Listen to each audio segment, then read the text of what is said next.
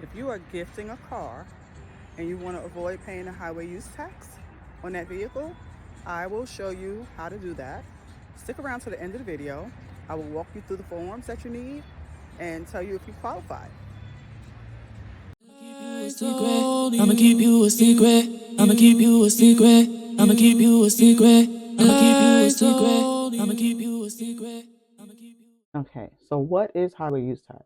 Highway use tax is what you pay when you first register a car in the state of North Carolina for the first time. So highway use tax is based on the fair market value of the vehicle that you're registering. And it's very hard to determine what that is. It's a little bit between Kelly, a little bit less than the Kelly Blue Book, but North Carolina charges a 3% highway use tax. But in this video, I'm going to show you how you could possibly qualify for an exemption. And if you stay to the end, I will show you the forms and how to fill those out. All right, let's get into it. So the form is called an MVR 613. On this form, this is the document that you need to be exempt from paying highway use tax. Like we spoke before, highway use tax is a one-time fee that you pay when you first transfer a vehicle into your name.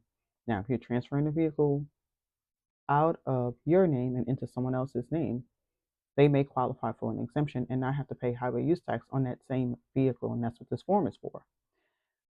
So here, the year goes here, make, the body style you can leave blank. Your VIN number goes here, which is 17 characters long. Your fuel type goes here. It's going to be gas, diesel, or hybrid. And here are a few reasons why you can possibly qualify for an exemption. So I'm going to try to zoom in just a bit so you can see. Let's see. Into the form. Okay, let's see. Okay, so the first one is if it's transferred from a co-owner where there was no monies exchanged. So to a co-owner where there's no compensation for the transfer, you do not have to pay highway use tax again if that's the case. So that's just saying that if the title was in two names and now you wish to put it in just one person's name, like leave it in one person's name, you don't have to pay highway use tax on that vehicle because you paid that already when you first transferred the vehicle into your name in the first place. The second box is if it was willed to you and you didn't pay for the vehicle. Gift between spouse and spouse. You do not have to pay highway use tax.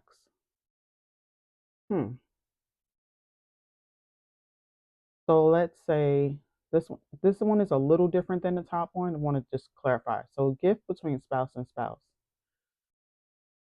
If a spouse purchased a vehicle and the title is in their name only, and they want to put it in their spouse's name or add their spouse to the title, this is where they qualify spouse to spouse. Okay, gift between parent and child. Now this can be, of course, all of these are no money was exchanged for the vehicle. So this is a gift between parent and child, and it also qualifies if a child is gifting it to a parent. Okay, gift between step parent and stepchild, same thing applies. Step parent can gift it to stepchild, or stepchild can gift it to step parent. Now this one is a little bit like the top one. So by disposition of marital property due to separation or divorce. So if there's a divorce happening, there's a separation happening, you only want your name on that title, you qualify for that highway use tax exemption. This one is for the local board of education. You don't qualify for any of those.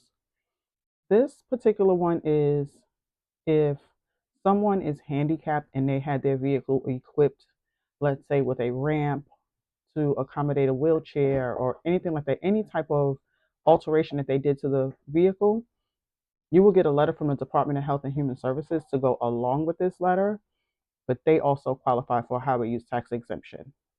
And Cherokee Indians are also exempt from taxes.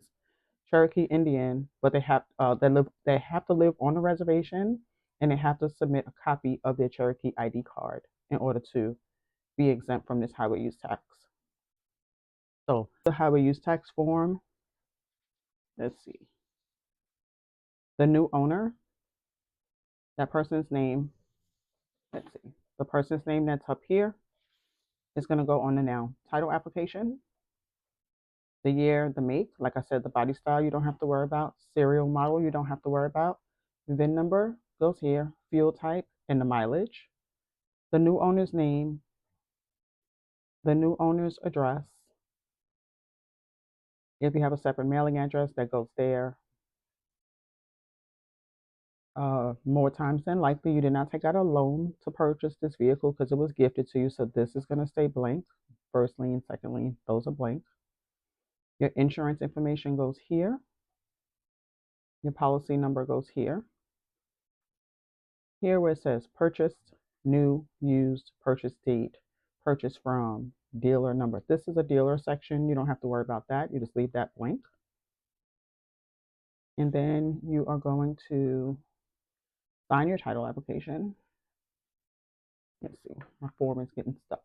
All right. Owner's signature,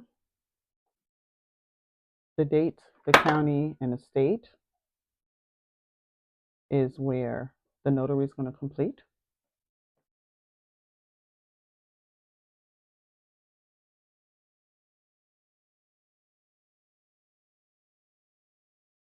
They will sign, print, and then put their seal on this document. So you're going to take this document along with the MVR 613, and of course, you're going to take your title. So we went through this in a previous video about your title. The person that gifted the vehicle, their name should be here. On the back of this title is where the new owner's information is going to go. So name of buyer, even though you didn't pay any money for it, you're still considered a buyer. So that's going to be the new owner's name, the new owner's address, the seller, even though you didn't sell it and you gifted it, you're still considered a seller. Seller's signature, hand printed name. The notary is going to date it, the county, the state. The notary is going to put the seller's name on it, whoever gifted the vehicle.